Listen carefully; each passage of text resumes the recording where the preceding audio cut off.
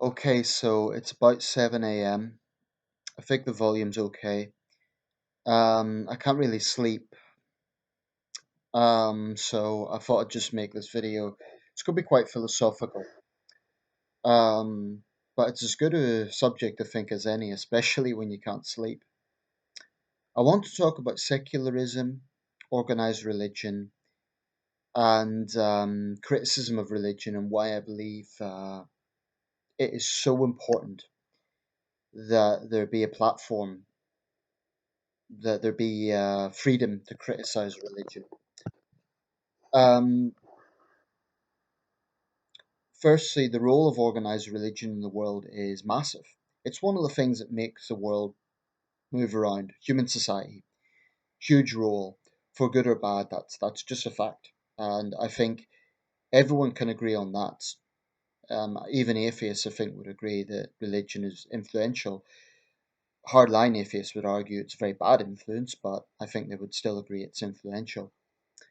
Um, and of course, people of faith would argue it's influential.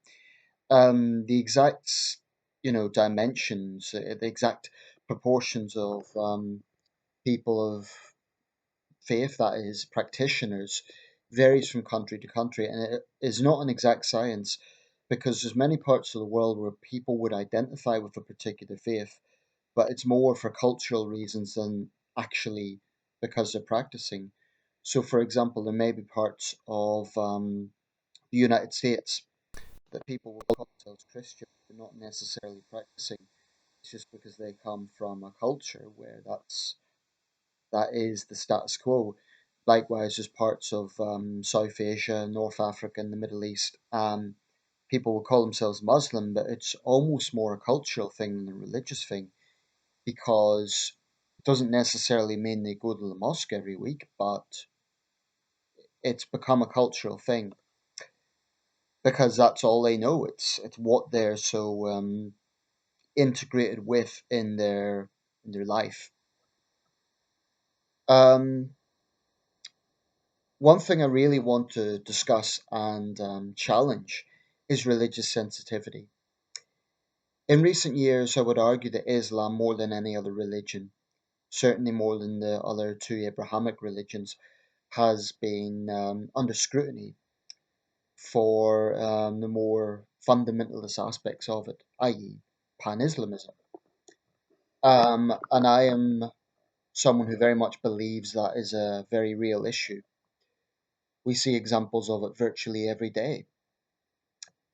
Unfortunately, political left still hasn't entirely accepted this.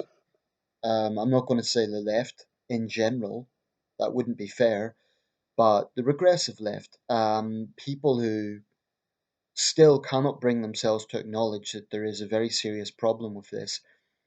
For them, they still focus on the far right. That's still their kind of priority. They don't, and at best they'll make it an equilibrium situation. I don't think it is actually. I think the threat from radical Islamism is bigger than the threat from the far right. Not that I'm a fan of the far right. I am no fan of white supremacists, neo Nazis, that type of blood and soil nationalism.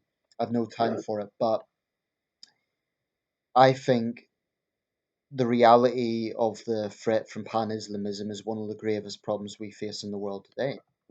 I do believe it is equivalent of what fascism and communism was in the 1930s. And that's not to say that there is any single state that really embodies this per se. It originates in Saudi Arabia, but there isn't any single state you can point to in the way that, for example, there was Nazi Germany and there was the Soviet Union with fascism and communism. So that's the only real difference. But in terms of its scope, in terms of its worldwide influence, and yeah, I think it is comparable. Um, but of course, radical Islam is not the only form of fundamentalist religion. It's just that it's the most prominent because it's exported in a way that the extremes of other religions are not quite so much. But there are examples of Christian extremism, Jewish extremism, Hindu extremism, and Buddhist extremism. and Sikh extremism. You can find extremes in every religion, and that isn't just a politically correct statement. It is the fact. It's a fact, and I'm going to break it down just to exemplify that fact. So, Christian extremism, the Westboro Baptist Church within the U.S. You get cults like that, which are abhorrent. Within Africa, in particular, you get extreme homophobia.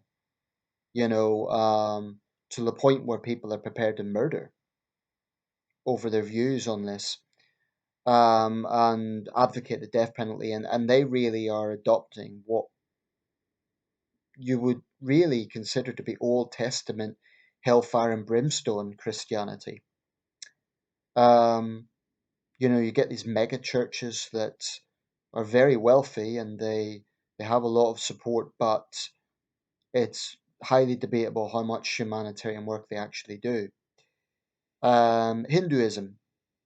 Uh, on this particular occasion, that's topical because apparently there was a news report from CNN. Riza Ahmed, visited some sect which was supposedly Hindu, and it was based on cannibalism, and he ate a human brain. Now he's received a big backlash over that, but a lot of Hindus are up in arms, saying it makes her religion look bad. Well, I don't want to comment in great detail about that because I don't know enough about the details, but all I will say is this: if that happens to be a Hindu sect, then there you go. It's an example of Hindu, more extreme Hinduism. But even leaving that aside, even if we say that's got nothing to do with Hinduism, there are examples of Hindu extremism within India. There are neo nationalist Hindus who would really give the Taliban a run for the money in terms of what they are capable of doing, in terms of their violent extremism. Um, I believe the caste culture in Hinduism deserves a lot of scrutiny. Hindus, I think, are still far too much in denial about that. Too many Hindus are, at least. Um, Buddhism, you get parts of Thailand and Burma where there are Buddhist extremists who really do rabble rouse against, for example, the Rohingya people. So the point I'm making is all over the world you can find examples of religious extremism. And it is simply dishonest to say that that doesn't exist. It is also dishonest to say that it is only Islam, or it's only Christianity, or it's only Hinduism. Um, I think Islam is the most prominent. I do believe that pan Islamism is the most prominent because it is the most widespread. But there are extremes in other religions. I didn't even mention Judaism. You get ultra Orthodox Jews who have incredibly backward views, for example, on. There was footage emerged a while back of an ultra Orthodox Jewish sect who actually preferred to put plastic bags between them and women on a plane. You know, this sort of mentality is bullshit, and it does exist. Now, even if you can say, well, these are very small minorities within the named religions. Certainly, in the case of Islam, unfortunately, I don't think it's a small minority because I do believe that you'll get a lot of people who would condemn ISIS, but the same people would have no problem with homosexuals being hanged or blasphemers being whipped or other punishments and other customs that really are against basic human rights. I always, always, always believe that human rights trumps any sort of religious convention. I believe that strongly. But where I differentiate from hardline atheists, and I want to elaborate a bit on this because I don't want people to get the impression that I'm anti religion from this video. I'm actually not anti religion. Um, where I differentiate with hardline atheists is for them, their argument is, and I'm not talking about all atheists, but hardline atheists, their position is basically religion is evil. Religion's responsible for all the world's problems. And they have this very naive idea that if there was no religions, the world would be some perfect utopia, like some wonderfully scientific, utopian paradise. That is incredibly naive. And if we look at history, there are examples of communist states, and they were fiercely anti-religion, anti-organized religion, and they embodied some of the worst excesses of the 20th century. Mao's China, Pol Pot's Cambodia, um, the Mexican Revolution. There's many examples of this. So I think that hardline atheists, when they make this argument that no religion in the world would be wonderful, they're being incredibly naive.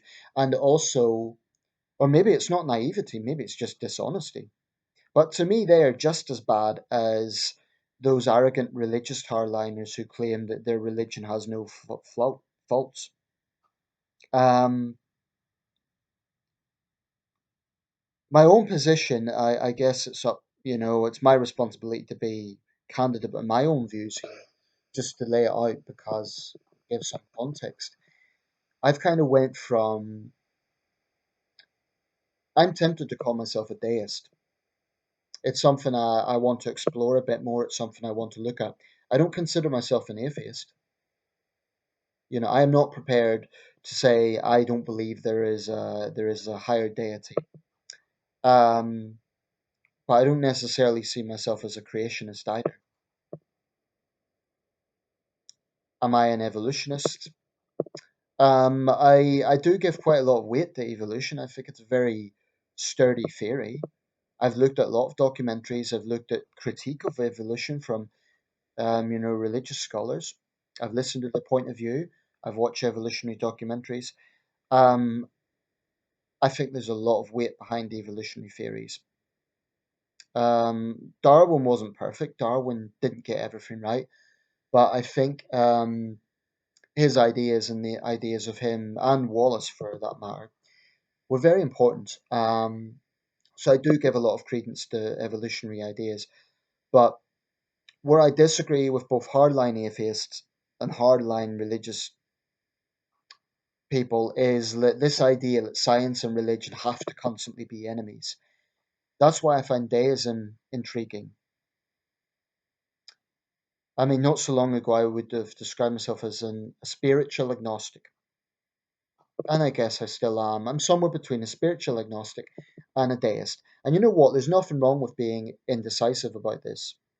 I don't think it's necessary to be absolutely sure. Why should we be absolutely sure?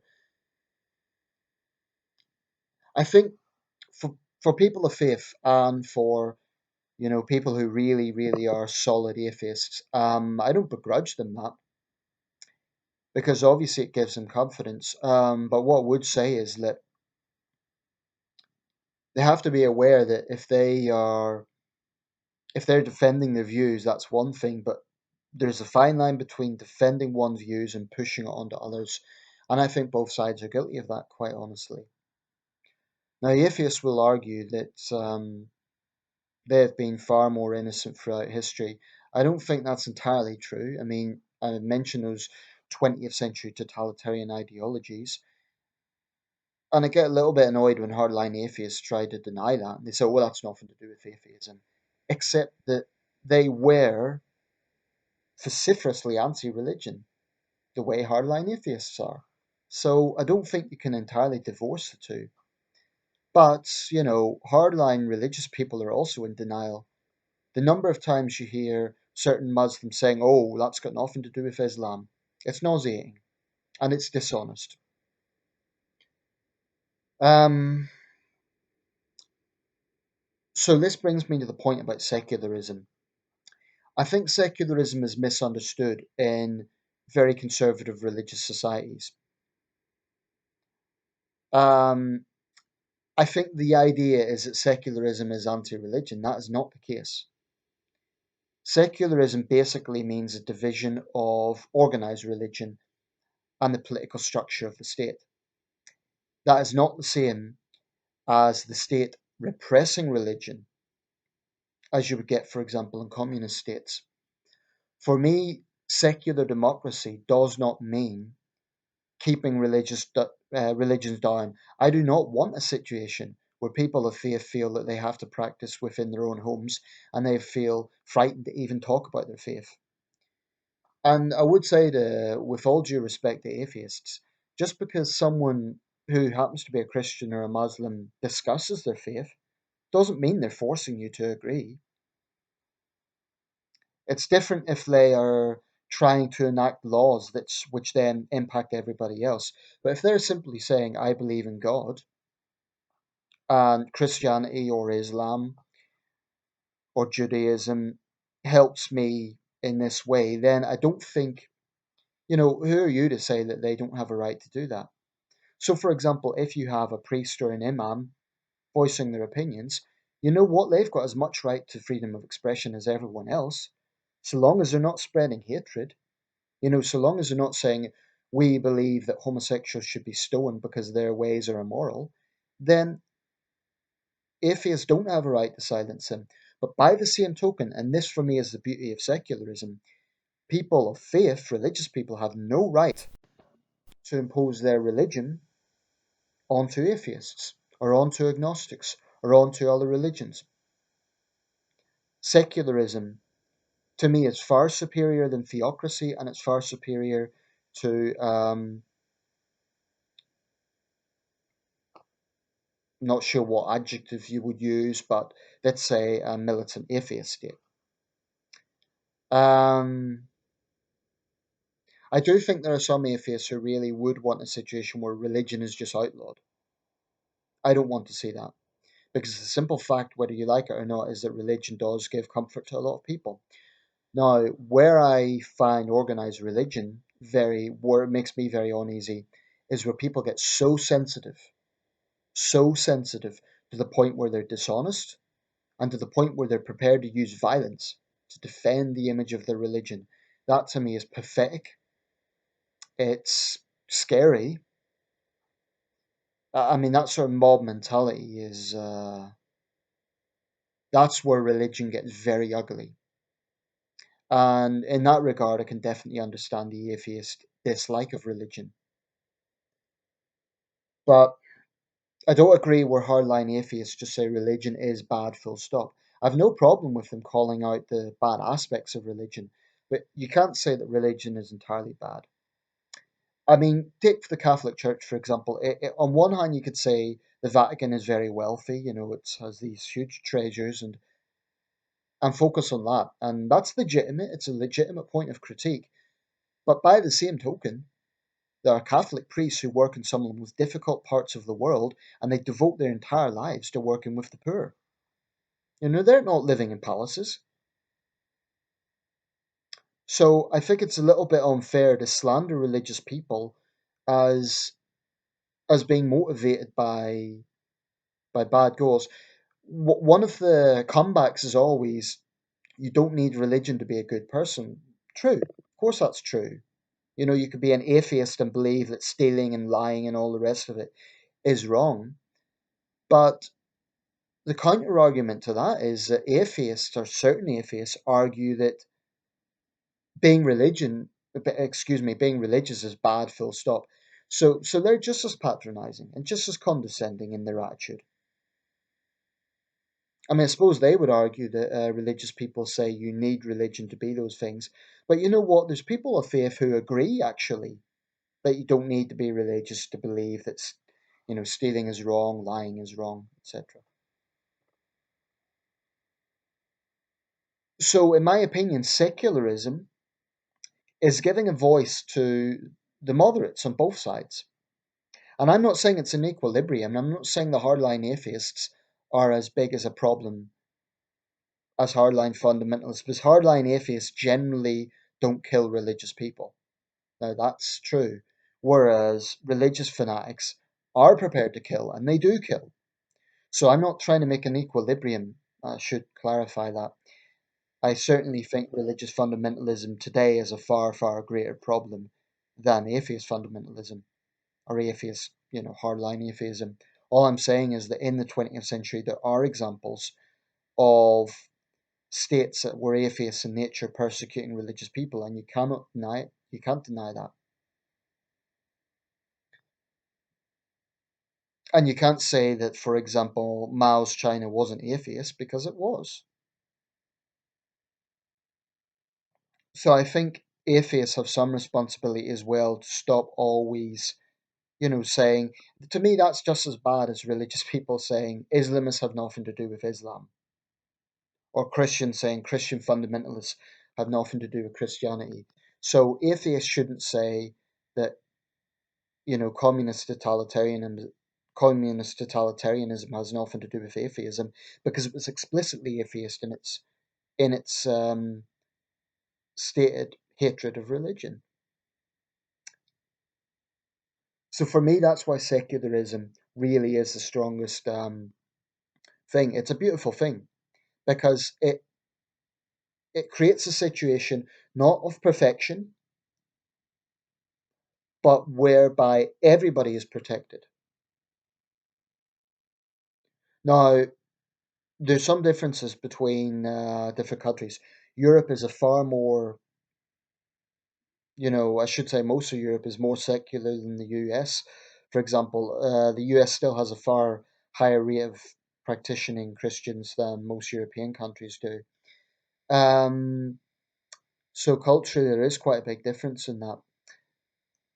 But all I would politely say to people of faith is, I have respect for faith in the sense that it gives a lot of people comfort. What I don't have respect for is oversensitivity. I don't have respect for saying you have to agree with this, or you have to. I have no tolerance for the notion that any religion is above criticism. And that's what irritates me about certain religious people. They cannot differentiate between criticism of religion and, hating religious people. So it is entirely legitimate to scrutinize Islam, to scrutinize Christianity, to scrutinize Judaism, to scrutinize Hinduism, to scrutinize Buddhism. And it's wrong, by the way, to say that Islam is the only religion that's overly sensitive. Again, it's being highlighted more than the others, but I guarantee you, if there was some, controversy involving Hinduism, you will get Hindu fanatics threatening violence against. I mean, I've seen that in this latest thing. If they're really worried about 800 million Hindus being misrepresented, you do not prove otherwise by threatening violence against Riza Ahmed. Get a grip. I don't believe there is any religion of peace. I think there are peaceful religious people, but I think every religion has blood on its hands because, and that's where I would disagree with the Dalai Lama. He says anyone who kills in the name of religion is not a true practitioner.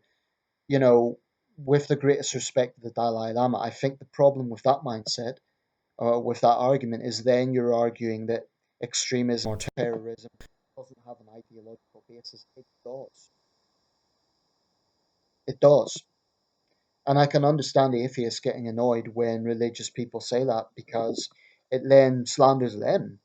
Because if you're saying a terrorist or a fanatic has no connection to religion, by extension, you're saying, well, therefore they must be an atheist. So I can understand the atheists getting annoyed by that. Anyway, I've covered a lot here. I'll round this up. Any of my subscribers, let me know your thoughts. Are you a person of faith? Are you practicing? And what do you think of secularism? I'll just put it out there. I am a strong believer in secularism. I am 100% against any sort of blasphemy laws or, any sort of curtailment of free speech when it comes to religion. And there are parts of the world, frankly, where the weight of organized religion is overwhelming and where atheists are basically repressed to a point of being absolutely. I came across a meme or a poster there that said actually atheists are the world's most repressed minority. There might be some truth in that. Um, because there are parts of the world where being an atheist is a crime. So when I look at conservative religious countries, that really to me shows the ugliness of organized religion. But by the same token, I have seen some very good things benevolent things done in the name of religion.